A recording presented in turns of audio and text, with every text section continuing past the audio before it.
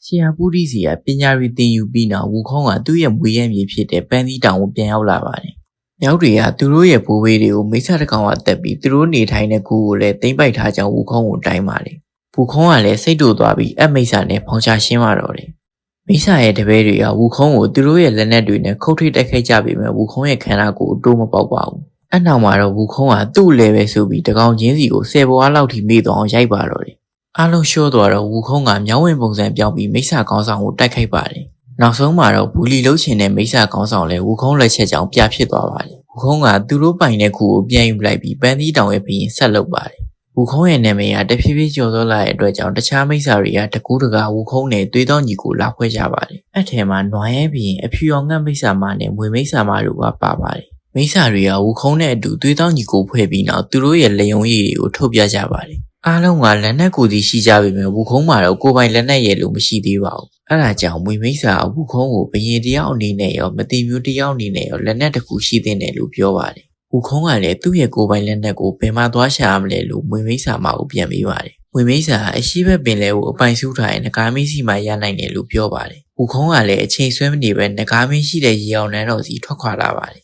။ရေအောင်နန်းတော်ကိုရောက်တော့အဆောင်ကဝူခုံးကိုဘာလို့လဲဘာရှာလဲဆိုပြီးမိပါတယ်။ဝူခုံးကလည်းမင်းတို့နဂါမင်းစီကအဖိုးတန်ဆုံးလက်နက်ကိုလာယူရဆိုပြီးပြန်ပြောပါတယ်။နဂါမင်းကဝူခုံးကိုမသိပေမဲ့ဒီကိုလာနိုင်တဲ့သူတွေကမသိမျိုးတွေပဲဖြစ်တာကြောင့်ရရောနဲ့သူ့ရဲ့လက်နက်တွေကိုထုတ်ပြပါတယ်။ဒါပေမဲ့သူ့ပြရဲ့လက်နက်တွေအားလုံးကဝူခုံးအတွက်အရန်ပေါ်နေပြီးအသုံးမဝင်ပါဘူး။လက်နက်တွေအားလုံးကုန်သွားတော့ဝူခုံးကနဂါမင်းကိုမင်းကအရန်ကစီးနေတာပဲကောင်းတဲ့လက်နက်တွေကိုကြားဖွက်ထားပြီးမဟုတ်တဲ့လက်နက်တွေပဲငါ့ကိုထုတ်ပြရဲဆိုပြီးပြောပါတယ်။နဂါမင်းကလည်းဝူခုံးကိုတောင်းပန်လိုက်ပြီးငါတို့စီမှာတန်မိုးရှိသောလက်နက်တစ်ခုရှိသေးတယ်ဆိုပြီးပင်လယ်ရေမြင့်တိုင်းနဲ့တုတ်တက်စီကိုခေါ်လာပါတယ်။တကယ်တော့နဂါမင်းကအထုတ်တန်ဝူခုံးမယူနိုင်လောက်ဘူးထင်ပြီးတော့ကျင်းထဲတာပါ။ဒါပေမဲ့ဝူခုံးကတုတ်တန်မြင်မြင်ချင်းကြိုက်သွားလို့လက်ကင်တုတ်ဖြစ်တဲ့အထီကိုအရွယ်စားသေးလိုက်ပါတယ်။အနောက်မှာတော့ဝူခုံးကတုတ်ကိုသူ့လက်နက်အဖြစ်အပိုင်သိမ်းလိုက်ပါတယ်။နဂါမင်းကလည်းဝူခုံးရဲ့အစွမ်းကိုကြောက်သွားလို့ပြန်မတောင်းရဲပါဘူး။ဒါနဲ့မကြည့်နဲ့သေးပဲဝူခုံးကငါမှလက်နက်တော့ရည်ဒါပေမဲ့ဝစ်စုံမရှိသေးဘူးဆိုပြီးနဂါမင်းကိုထပ်ပြီးပူစားပါတယ်။ဒါပေမဲ့နဂါမင်းကသူ့မှာဝစ်စုံတော့မရှိကြောင်းဝူခုံးကိုပြန်ပြောပါတယ်။ခေါင်းမာတဲ့ဝူခုံးကလည်းသူ့ကိုဝစ်စုံဝင်ပြီးဒီတိုင်းပြည်တစ်ခုလုံးကိုရိုက်ခွဲပြမယ်ဆိုပြီးပြောပါတယ်။အဲ့ချာမှနဂါမင်းလည်းသူ့ရဲ့ညီတော်နဂါမင်းနေစီကရဲနာတွေယူပြီးဝူခုံးအတွက်ဝစ်စုံတစ်ခုဖန်တီးပေးလိုက်ပါတယ်။ဝစ်စုံရောလက်နက်ရောရသွားတဲ့ဝူခုံးကနဂါမင်းလေးယောက်ကိုကျေးဇူးတင်ကြောင်းပြောပြီးသူ့ရဲ့ပန်းသီးတောင်စီပြန်သွားပါတယ်။ဝူခုံးပြန်သွားပြီးနောက်နဂါမင်းလေးယောက်ကမြောင်းနိုင်ကျင်းထားတာတွေကိုတရားမိစီသွားတိုင်ကြပါတယ်။တစ်ဖက်မှာတော့ဝူခုံးက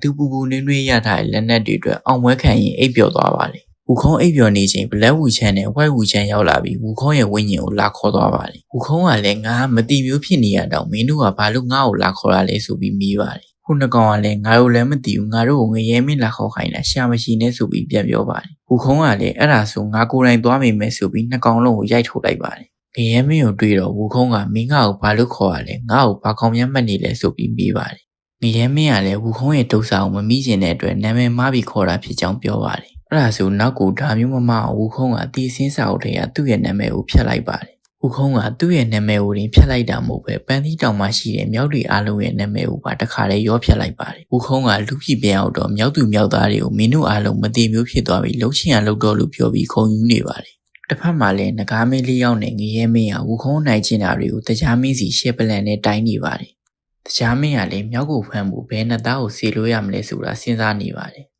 အဲ့အချင်းဝူခုံးကလောကနီယာမာတွေကိုနားမလဲသေးလို့အဲ့လိုဆူသွမ်းနေရဖြစ်ကြောင်းတန်တမန်နမင်းကတရားမင်းကိုပြောပါတယ်။တန်တမန်နမင်းကဝူခုံးကိုမဖမ်းမဲကောင်းကင်ဘုံမှာသူနဲ့ကိုက်ညီမဲ့အလုပ်ကိုပေးထားရင်ပို့ပြီးတင်မြတ်ကြောင်းရှောက်တင်ပါတယ်။တရားမင်းကလည်းတိကျစဉ်းစားပြီးတန်တမန်နမင်းအကြံပေးချက်ကိုသဘောတူလိုက်ပါတယ်။အဲ့နောက်မှာတော့နမင်းကပန်းသီးတောင်ကိုသွားပြီးဝူခုံးကိုကောင်းကင်ဘုံကအလုပ်ခန့်အပ်ခြင်းကြောင်းပြောပါတယ်။ဝူခုံးကဘာရာလူလဲလို့မေးတော့နမင်းကကောင်းကင်ဘုံရဲ့အမြင့်ဆုံးဌာနတွေကတစ်ခုဖြစ်တဲ့နေရာမှာအကြီးကဲလုပ်ရမယ်လို့ပြောပြီးကျင်းထဲပါတယ်။ဝူခုံးကသဘောတူလိုက်ပြီးနမင်းနဲ့အတူကောင်းကင်ဘုံစီလိုက်လာပါတယ်။ကောင်းကင်ဘုံရောက်တော့ဝူခုံးကဂိမ်းဆောင်လက်ကအစားတရားမင်းအထိဘသူနဲ့မှမတည့်လို့နမင်းကပဲကြားထဲကဝင်ပြီးဖြန့်ဖြေပေးရပါတယ်။ဝူခုံးလို့ဖို့အတွက်ကောင်းကင်ဘုံမှာဘယ်ဌာနမှနေရမလို့ပဲမြေထိန်နေရတစ်ခုပဲလွတ်နေပါတယ်။ဝူခုံးကလည်းမြေထိန်ရာတို့ကိုကြီးမြတ်လာရဲ့ထင်နေပြီးချက်ချင်းသဘောတူလိုက်ပါတယ်။အနောက်မှာတော့ဝူခုံးကယူနီဖောင်းအသစ်နဲ့မြင်းထိတ်လုံရင်အပိုင်းနေပြီးဆုံးသွားပါတယ်။နောက်ရက်ဒီမှာ Journey to the West အပိုင်း 3ကိုဆက်တင်ပေးမှမလို့ကျွန်တော်ရဲ့ channel ကို subscribe လေးလုပ်ထားပြီးခဲ့ကြပါဦး။